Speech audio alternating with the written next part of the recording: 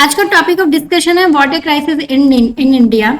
हम देखेंगे कि इंडिया में किस तरीके से वाटर क्राइसिस की प्रॉब्लम आती है, उससे क्या क्या उसके इम्पैक्ट होते हैं, किन लोगों को बहुत ज्यादा प्रॉब्लम फेस करनी पड़ती है और उसका क्या सॉल्यूशन हो सकता है, किस तरीके से हम उन्हें कुछ सॉल्यूशन अगर हम निकाल सकते हैं तो, या फिर क्या रीजन है, इंपॉर्टेंट रीजंस क्या है वाटर क्राइसिस होने के।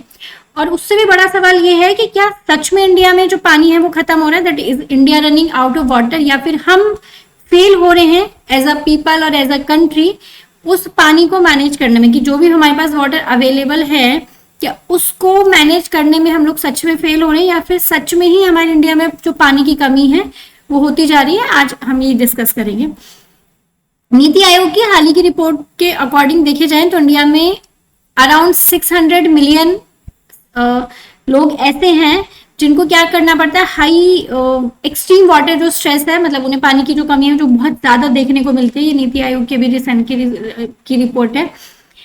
इंडिया में अराउंड 18% ऑफ वर्ल्ड पॉपुलेशन रहती है, but only 4% of is fresh water. हमारे पास अगर पूरी दुनिया में हम कंपेयर करें कि जो पॉपुलेशन है वो 18% पॉपुलेशन हमारे इंडिया में रहती है पूरी दुनिया की, लेकिन जो फ्रेश वाटर हमारे पास अवेलेबल है पूरी दुनिया का या अर्थ पे जितना भी फ्रेश वाटर है उसका सिर्फ और सिर्फ 4% फ्रेश वाटर ही हमारे पास अवेलेबल है। तो अगर हम पॉपुलेशन के हिसाब से देखें तो हमारे पास बहुत कम फ्रेश वाटर है और पॉपुलेशन उसको कंजप्शन करने के लिए हमारे पास बहुत ज्यादा है। इंडिया में अगर हम बात करें, India accounts for nearly 25% of global ground water extraction.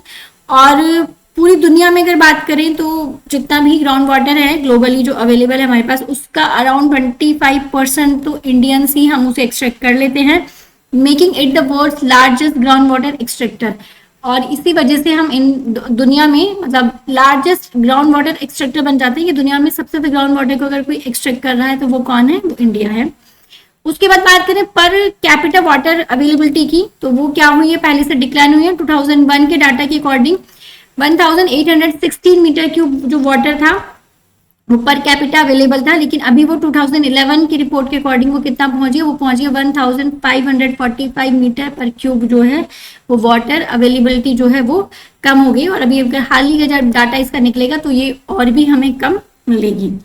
Punjab, Rajasthan, Haryana, ठीक है ना, ये कुछ स्टेट हमारे ऐसे हैं जिसमें पंजाब, राजस्थान, हरियाणा ऐसे हैं जिनके पास जो ग्राउंड वाटर एक्सट्रैक्शन का जो लेवल है वो 100% पहुंच चुका है। मतलब जितना भी पानी इनके पास था वो पूरा का पानी, पूरा का पूरा ग्राउंड वाटर ये लोग एक्सट्रैक्ट कर चुके हैं। उसके बाद भी जो लिमिट है वो क्या पहुंच चुकी है, मतलब एनुअली जितना ग्राउंड वाटर इनको एक्सट्रैक्ट करना चाहिए उससे भी ये उस लिमिट को क्या कर चुके, एक्सीड कर चुके हैं। उसके अलावा 21 मेजर इंडियन सिटीज ऐसी हैं, इंडिया में 21 सिटीज ऐसी हैं जिनको मेजर ग्राउंड वाटर जो का रिजर्व है वो क्या हो रहा है, हमारा एग्जॉस्ट होता जा रहा है। हमारे इंडिया में 21 सिटीज हैं, जो शहर हैं वो ऐसे हैं जिनका जो ग्राउंड वाटर है वो पूरा का पूरा खत्म हो चुका है, हमने वो पूरा का पूरा एक्सट्रैक्ट कर लिया है और वहां पर अब ग्राउंड वाटर अवेलेबल ही नहीं है। ऐसा ये नीति आयोग की अभी हाल ही की रिपोर्ट में ये बात कही गई है। और जब जहां जहां पानी की कमी देखी गई है, जहां पे भी ग्राउंड वाटर अवेलेबल नहीं है या फ्रेश वाटर अवेलेबल नहीं है, जो पीने के लिए अब डेली की यूज के लिए जो पानी अवेलेबल नहीं है, उस पानी की वजह से अगर सबसे ज्यादा किसी को दिक्कत आती है तो वो कौन है, वुमेन है। क्योंकि वुमेन ही किसके लिए रिस्पॉन्सिबल होती है, water collection in nearly 71% of rural house hold. जितने भी गाँव के इलाके हैं, गाँव वाले जो घर हैं, उनमें अभी भी 70% एरिया ऐसे हैं जहाँ पे पानी को कलेक्ट करने की जिम्मेदारी अभी भी किसकी है, वुमेन्स की। तो उन्हीं को सबसे ज्यादा जो ये क्राइसिस है वो झेलना पड़ता है। ठीक है, 71% वुमेन ही क्या लेकर आ रही है, पानी कलेक्ट करके लेके आती है, चाहे उन्हें कहीं से भी ये जो पानी है वो लेकर आना पड़े। अब बात करते हैं उन मेजर रीजन की कि वो क्या मेजर रीजन है जिसकी वजह से जो हमें वाटर क्राइसिस है वो देखने को मिलता है। तो सबसे पहले वाटर इंटेंसिव क्रॉप्स हैं जो कि वाटर स्ट्रेस रीजन, मतलब हमने कुछ ऐसी क्रॉप्स हम ग्रो कराते हैं जो कि वाटर स्ट्रेस रीजन है, जहाँ पे ऑलरेडी पानी की कमी है लेकिन वहाँ पे हम वाटर इंटेंसिव क्रॉप्स ग्रो करा रहे हैं जिन्हें पानी की और ज्यादा जरूरत है, उसकी वजह से वाटर क्राइसिस हमें देखने को मिलती है। ग्राउंड वाटर का ओवर एक्सट्रैक्शन हम कर चुके हैं, ठीक है, ग्राउंड वाटर हम ओवर एक्सट्रैक्शन हम कर चुके हैं क्योंकि अब हर जगह इलेक्ट्रिसिटी अवेलेबल है। पहले तो क्या था, हैंडपंप से हमें ग्राउंड वाटर निकालना पड़ता था, तो हम एक लिमिट में हम ग्राउंड वाटर ही निकाल पा रहे थे, लेकिन अब हर जगह क्या है, इलेक्ट्रिसिटी पहुंच गई है। हम हैंडपंप की जगह हमने मोटर पंप्स है ना, सबमर्सिबल पंप्स लगा दी, जिसकी वजह से हम अनलिमिटेड है ना, जितना भी ग्राउंड वाटर हमें जितना अवेलेबल हमें जितने की जरूरत है उससे ज्यादा जो है ग्राउंड वाटर वो हम ओवर एक्सट्रैक्शन ग्राउंड वाटर का कर चुके हैं। उसके अलावा क्लाइमेट चेंज हो गया, इरेटिक रेनफॉल हो गया, या फिर प्रोलॉन्ग्ड ड्रॉट्स भी मेजर रीजन माने जाते हैं वाटर क्राइसिस के। रैपिड अर्बनाइजेशन, जिस तरीके से अर्बनाइजेशन बढ़ रहा है उसकी वजह से भी जो ग्राउंड वाटर का जो रिचार्ज है वो क्या हो रहा है, धीरे धीरे डिक्लाइन हो रहा है, जो कि अल्टीमेटली फिर किसके लिए रेस्पॉन्सिबल है, it is also responsible for the water crisis. Pollution, क्योंकि जितना भी अनट्रीटेड सीवेज है उस सारे के सारे अनट्रीटेड सीवेज को हम किसमें डालते हैं, रिवर्स में, अपने रिवर्स में, पोन्स में, लेक्स में डालते हैं, जो वो क्या क्या पॉल्यूटेड हो जाती है। वो अगर पॉल्यूटेड हुई तो भी हमारा अल्टीमेटली ग्राउंड वाटर भी पॉल्यूट होता है, और वो पानी जो फ्रेश वाटर हमारे पास अवेलेबल है पीने के लिए उसको हमने क्या कर दिया, पॉल्यूटेड कर दिया, तो वो वाला पानी हमारे इस्तेमाल के लिए अवेलेबल हमारे पास नहीं है। इंडस्ट्रियल इफ्लुएंट भी हम अपने जो फ्रेश वाटर उसमें डिस्चार्ज कर रहे हैं, और एग्रीकल्चर रन ऑफ भी मेजर रीजन है जिसकी वजह से जो वाटर हमारे पास अवेलेबल है उसको हमने क्या कर दिया, पॉल्यूट कर दिया है। इन एफिशिएंट इरिगेशन प्रैक्टिसेस की वजह से, लो वाटर यूज एफिशिएंसी की वजह से भी हमें मेजर वाटर क्राइसिस देखने को मिलता है। उसके अलावा फ्रेगमेंटेड वाटर गवर्नेंस, जो गवर्नमेंट की पॉलिसीज हैं वो भी उस तरीके से इम्प्लीमेंट नहीं हो पा रही है कि हम वाटर को क्या कर सके, कंजर्व कर सके, प्रिजर्व कर सके। हम उसका अंधाधुन क्या कर रहे हैं, बर्बाद किए जा रहे हैं, उसको हम इस्तेमाल नहीं कर रहे हैं। अब बात करते हैं इम्पैक्ट ऑफ वाटर क्राइसिस की, कि वाटर क्राइसिस होने की वजह से क्या क्या जो प्रॉब्लम्स है वो हमें देखने को मिलती हैं, और उन प्रॉब्लम्स को हम किस तरीके से हमें क्या क्या प्रॉब्लम्स, मेजर प्रॉब्लम्स हमें क्या देखने को मिलती है वाटर क्राइसिस की वजह से, उनकी हम बात करते हैं। तो सबसे पहले प्रॉब्लम हमें आती है, इकोनॉमिक इम्पैक्ट आता है। वाटर स्कार्सिटी की वजह से जो इंडिया की जो जीडीपी है, ऐसा अनुमान लगाया जा रहा है कि 2050 तक उसमें क्या होगा, 6% का डिक्लाइन देखा जाएगा, क्योंकि अगर पानी अवेलेबल नहीं होगा तो इंडस्ट्रीज हो गया, जितने भी इकोनॉमी है जो कि वाटर पर डिपेंड है, उस इकोनॉमी को क्या होगा, नुकसान होगा। अल्टीमेटली हमारे पूरे के पूरे देश की जो जीडीपी है वो क्या होगी, रिड्यूस होगी।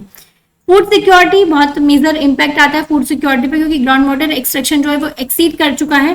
ठीक है, पंजाब की अगर हम बात करें तो पंजाब में 156.36 ग्राउंड वाटर वो एक्सट्रैक्ट कर चुके हैं।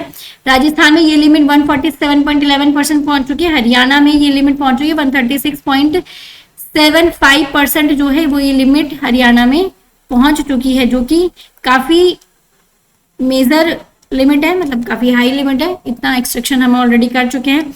उसके बाद बात करें पब्लिक हेल्थ की, तो पब्लिक हेल्थ पे भी हमारे वाटर क्राइसिस का बहुत नेगेटिव इम्पैक्ट आता है। जैसे हमें नाइट्राइट, फ्लोराइड या आर्सेनिक कंटेमिनेशन की, जैसे कि हमारा जो ग्राउंड वाटर है वो उसमें नाइट्राइट का कंटेमिनेशन, फ्लोराइड का कंटेमिनेशन, आर्सेनिक का कंटेमिनेशन हो सके, जिसकी वजह से बहुत सारी ऐसी बीमारियां जो कि सीरियस हेल्थ रिस्क हमें हो जाते हैं, हमें बहुत सारी मेजर बीमारी हो रखी हैं, क्योंकि ग्राउंड वाटर में, क्योंकि हर ग्राउंड वाटर में एक लिमिट होती है कि ये जो हैवी मेटल्स हैं उनकी एक पर्टिकुलर लिमिट ही हम क्या कर पाएंगे, बर्दाश्त कर पाएंगे। उससे ज्यादा अगर लिमिट एक्सीड होगी तो हमें क्या देखने को मिलेंगी, बहुत सारी जो प्रॉब्लम्स हैं तो पानी से रिलेटेड, मतलब हैवी मेटल से रिलेटेड जो प्रॉब्लम्स है वो हमें क्या मिलेंगी, देखने को मिलेंगी। तो इस तरीके से जो हमारी हेल्थ है उस पर भी ग्राउंड वाटर का क्या हो रहा है, इम्पैक्ट देखने को मिल रहा है।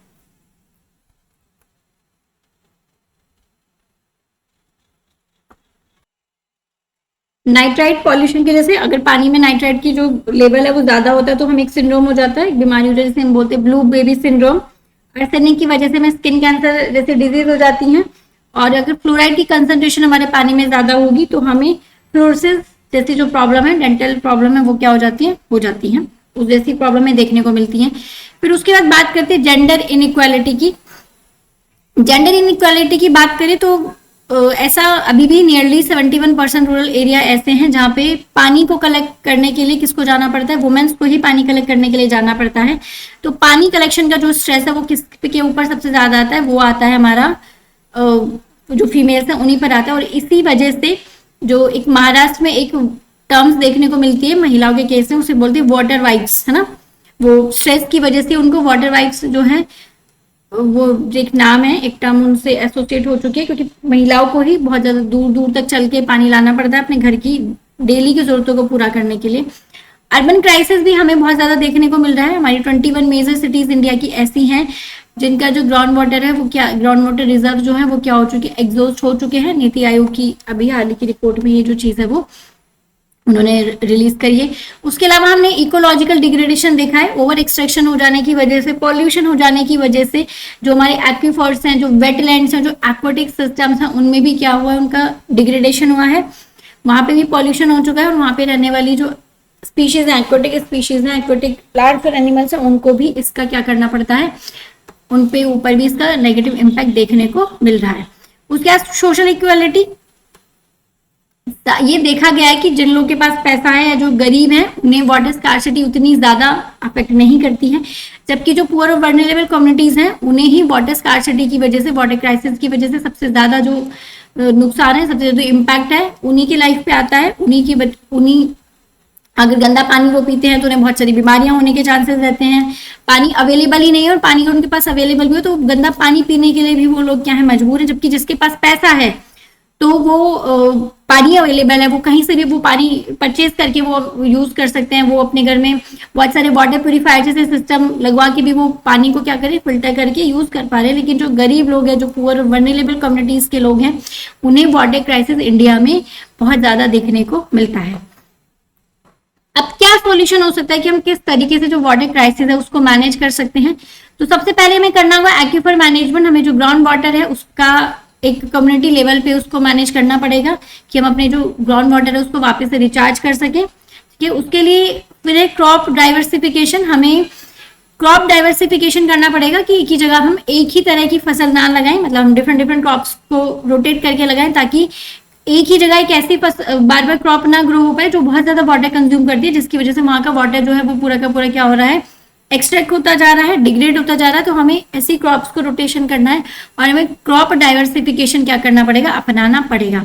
उसके अलावा बात करते हैं इंसेंटिव रिफॉर्म्स की। हमें जो इलेक्ट्रिसिटी सब्सिडीज है उसको रेशनलाइज करने की जरूरत है ताकि लोग हद से ज्यादा जो पानी का जो मिसयूज करते हैं इलेक्ट्रिसिटी होने की वजह से, क्योंकि पहले तो हैंडपंप से निकालते थे तो उतना ज्यादा हम मिसयूज नहीं कर पाते थे, वेस्ट नहीं कर पाते, लेकिन अभी हम पानी को क्या कर रहे हैं, बहुत ही ज्यादा मिसयूज करने लगे हैं। वाटर रिचार्ज हमें कराना पड़ेगा। हमें rain water harvesting, water shade development जैसी, एक्वीफर रिचार्ज जैसी जो प्रोसेस है उन्हें अपनाना पड़ेगा। इस तरह के प्लान्स को हमें अपने आसपास गवर्नमेंट को भी उसमें सहयोग देना पड़ेगा, साथ के साथ लोगों को भी अवेयर होना पड़ेगा कि गवर्नमेंट को क्या चाहिए कि वो रेन वाटर हार्वेस्टिंग जैसी जो स्कीम है उसको मैंडेटरी कर दे ताकि जो वाटर का जो पानी है उसको हम क्या करें, कलेक्ट कर सके। और इसी के तहत एक कैच द रेन स्कीम भी जो गवर्नमेंट ने है वो क्या करी है, लॉन्च करी है, कैच द रेन, कि जहां भी बारिश का पानी गिरे वहीं पे हमें उसे क्या करना है, कैच कर लेना और उसे स्टोर कर लेना है। वाटर एफिशिएंसी जैसी जो पॉलिसीज है वो हमें अपनानी पड़ेगी कि हम माइक्रो इरिगेशन यूज करें। हम ना इरिगेशन में इस तरह की जैसे ड्रिप इरिगेशन है, स्प्रिंकल इरिगेशन है, इस तरह की टेक्निक्स हमें जो है वो अपनानी पड़ेंगी। वेस्ट वाटर को हमें रिसाइकिल करना पड़ेगा और बार बार वाटर को क्या करना पड़ेगा, रीयूज करना पड़ेगा ताकि ग्राउंड वाटर एक्सट्रैक्शन को हम कम से कम कर सके। पॉल्यूशन कंट्रोल हमें करना पड़ेगा, जो भी हमारे पास फ्रेश वाटर अवेलेबल है उसको मेक श्योर करना पड़ेगा कि वो सीवेज और इंडस्ट्रियल इफ्लुएंस की वजह से उसमें पॉल्यूशन ना हो और वो पानी हमारे पास अवेलेबल रहे for the drinking purpose and for other purpose also. Integrated government जो स्कीम है वो हमें क्या करनी पड़ेगी, इंप्लीमेंट करनी पड़ेगी। गवर्नमेंट को भी मेक श्योर करना पड़ेगा कि वो जो स्कीम्स हैं वो ठीक तरीके से इंप्लीमेंट हो रही हैं या फिर नहीं हो रही। कम्युनिटी पार्टिसिपेशन भी बहुत जरूरी है, सिर्फ सरकार की ही जिम्मेदारी नहीं है। एम्पावर हमें करना पड़ेगा पंचायत को और खासकर लोकल लोगों को भी हमें ये बात उनको अवेयर करना पड़ेगा कि भाई आपको पानी खुद से ही बचाना है। इंडिविजुअल लेवल पर लोगों का पानी बचाना बहुत ज्यादा जरूरी है, उसी के साथ ही हम क्या कर पाएंगे, जो पानी जैसी जो ये प्रॉब्लम है इंडिया में उसको दूर कर पाएंगे, उसका सॉल्यूशन कर पाएंगे। और अगर हम इसी तरीके से पानी बर्बाद करते रहेंगे तो हो सकता है आने वाले टाइम में, अभी तो कुछ ही लोगों को दिक्कत हो रही है, जब मतलब हम लोग शायद आप और हम उनमें से नहीं है, लेकिन आने वाले टाइम में हो सकता है कि हमें भी इस तरह की जो दिक्कत है पानी की वो फेस करने को मिले। तो हम सभी ये कोशिश करें कि हम पानी को कम से कम वेस्ट करें और जितना वाइजली इसका जो इस्तेमाल है वो करें ताकि आगे आने वाले फ्यूचर में हमारे पास पानी, फ्रेश वाटर अवेलेबल रहे।